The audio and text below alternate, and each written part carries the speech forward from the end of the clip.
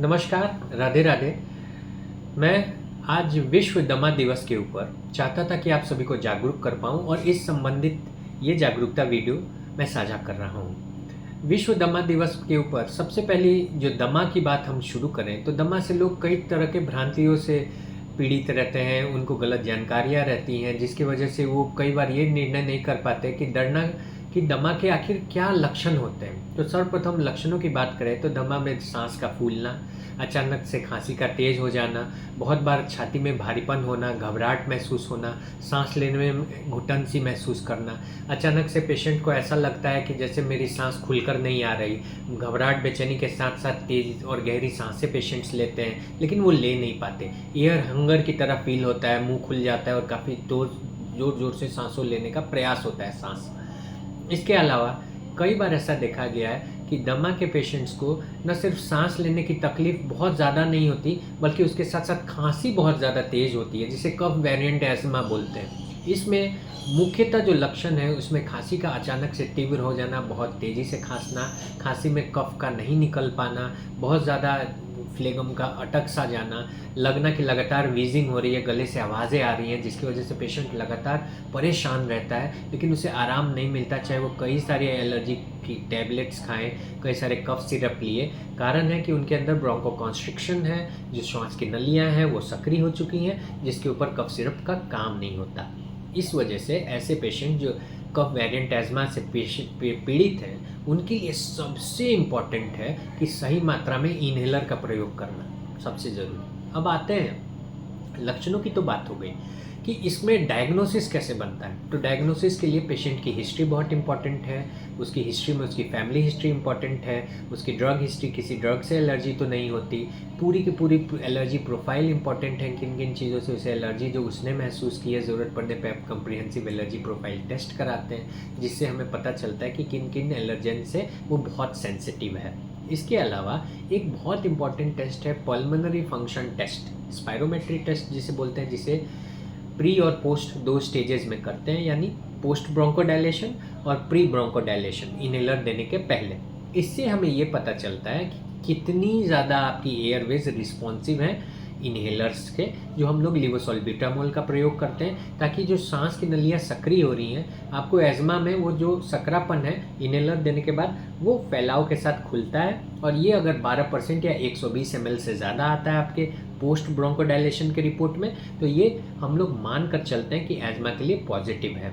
यानी ऐसी बीमारी जिसमें श्वास की नलियों का सूजन, श्वास की नलियों में जो जकड़न है वो इन्हेलर्स के वजह से खुल जाता है और सांस लेने की तकलीफ़ कम हो जाती है, उसमें हम इस टेस्ट को बहुत हद तक कारगर मानते हैं। इसके साथ साथ स्पूटम ईस्नोफिल का भी बहुत इंपॉर्टेंट रोल है कि कितना ज़्यादा आपके अंदर ईस्नोफिल काउंट है, आपके स्पूटम में कितना ईस्नोफिल है। ये सब नई पद्धतियाँ हैं, नए जांच हैं जिसका रोल बहुत इंपॉर्टेंट होता है कि किस प्रकार का एज़मा है, वो न्यूट्रोफिलिक है या ईसोनोफिलिक है, और क्या इसमें दवाइयाँ चलनी चाहिए। विशेष जो दवाइयाँ चलती हैं इसमें इनहेलेशनल स्टेरॉइड्स और ब्रोंकोडायलेटर्स, इसका विशेष प्रयोग रोल होता है।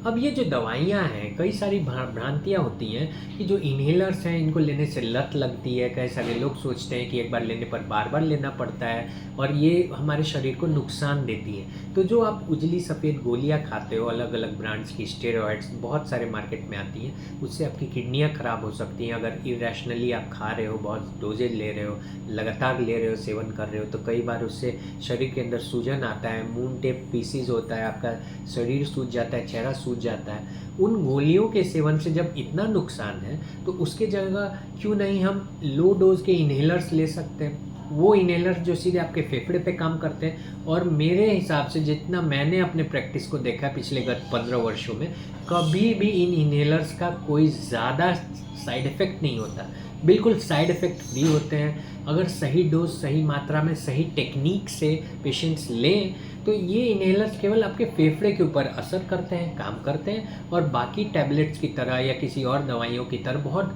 हार्श नहीं होते, कोई साइड इफ़ेक्ट्स नहीं लाते आपके शरीर के अलग अलग अंगों पर। इस वजह से इन्हेलर्स का सही टेक्निक, सही प्रयोग, सही डोज आपके एज़मा को कंट्रोल करने में बहुत मदद करता है। अब नया जो एक मिसकंसेप्शन है कि एक छुआछूत की बीमारी, अगर बगल में किसी को एज़मा है, कोई दम फूल रहा है, तो ये सोच सकता है कि हो सकता है मुझे ये इससे आ जाए। वो दम फूलता है, उसका सांस लेता है, उसको अस्थमा की बीमारी है तो मुझे भी हो सकता है। ऐसा बिल्कुल भी नहीं है। एक ट्रांसफरेबल कम्युनिकेबल डिजीज़ नहीं होता, एक एलर्जिक मैनिफेस्टेशन है। इसका प्योर और प्योर बेस जो है आपकी खुद की बॉडी, उसकी इम्यूनिटी, उसकी एलर्जी के प्रति सेंसिटिविटी है। कहीं से ये छुआछूत से नहीं फैलता, साथ खाने से, साथ बात करने से, हंसने से, खेलने से इसका कोई भी ट्रांसफ़र नहीं होता। इस वजह से इस भ्रांति से दूर रहना चाहिए। चौथा, एज़मा के लोगों को ज़रूरी नहीं कि हमेशा खेलने कूदने की मनाही हो, तेज़ नहीं टहलना चाहिए या जॉगिंग नहीं करनी चाहिए, ऐसा कोई भी कंसेप्ट कहीं नहीं है।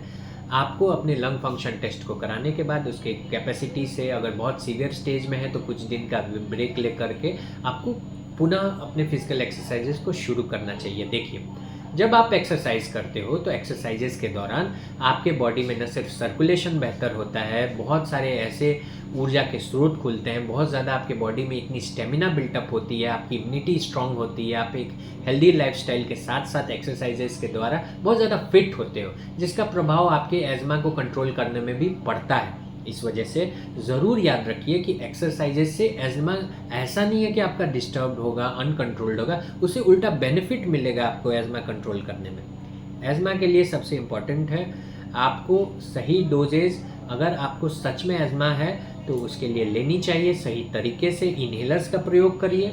भूल से भी किसी और की इन्हेलर या किसी और की गोलियां की फलाने को अगर ऐसा हो रखा है तो मैं उसको आराम हुआ तो सेम दवाई मैं भी खाने लगूँ, ऐसा नहीं करना चाहिए। विशेष तौर पे सावधानी बरतने का जो मुख्य सीज़न होता है वो जब मौसम में बदलाव आता है, वो महीना होता है मार्च, अप्रैल, मई का, या फिर उसके बाद जुलाई, अगस्त का, फिर उधर और नवंबर, दिसंबर का। 2 से 3 बार सीजनल वेरिएशन होता है। खास करके ध्यान देना है कि एलर्जी में आपको किन किन चीज़ों से एलर्जी है, कॉम्प्रिहेंसिव एलर्जी प्रोफाइल टेस्ट बिल्कुल कराना चाहिए। इससे बहुत सारी जानकारियाँ मिलती हैं। इसके साथ साथ डायग्नोसिस में लंग फंक्शन टेस्ट बहुत इंपॉर्टेंट है, जिसे पल्मोनरी फंक्शन टेस्ट भी बोलते हैं, स्पायरोमेट्री टेस्ट, जिससे आप बहुत हद तक जान पाते हो कि आपका एक्चुअल लंग कैपेसिटी कितना है, ब्रोंकोडायलेशन है तो है या नहीं है। और अगर FEV1 की बात करें कि कितने ज़्यादा आप एक्सपायर करते हो एक फर्स्ट सेकेंड के अंदर, ये भी बहुत हद तक तय करता है कि क्या डोज का आपका इन्हेलर चलना चाहिए। तो इस तरीके से अगर आप कोशिश करेंगे कि सही मात्रा के सही डोजेज, सही परहेज़ करते हैं, एक्सरसाइजेज करेंगे, फ्रेश फ्रूट्स खाएंगे, हाई फाइबर डाइट लेंगे और साथ साथ सही मात्रा में सही तरीके से इन्हेलर्स का अपने डॉक्टरी सलाह के बाद प्रयोग करेंगे, तो बिल्कुल एज़मा कंट्रोल हो सकता है और इसके फ्लेयर अप्स या बार बार अटैक आने की समस्या से भी आपको निजात मिल सकता है। Last but not the least, asthma में आप बहुत ज़्यादा एंटीबायोटिक्स का अगर प्रयोग करते हैं, जब आपको गले में खराश हो, थोड़ी सी खांसी हो गई, एक एजिथ्रोमाइसिन खा लिया, एमॉक्सिसिलिन ले लिया, ये आपके एज़मा को कंट्रोल करने में बहुत हद तक रोकता है। आपका एज़मा लगातार बढ़ सकता है और एंटीबायोटिक रेजिस्टेंस भी आती है। तो बेवजह खुद से एंटीबायोटिक का प्रयोग एलर्जी के लक्षणों में नहीं करना चाहिए बिना डॉक्टरी सलाह के। इस तरह से आप एस्मा को कंट्रोल कर सकते हो। आज विश्व एस्मा दिवस के ऊपर मैं डॉक्टर अभिषेक रंजन आप सभी के लिए ये वीडियो साझा करता हूँ। जय हिंद, राधे राधे।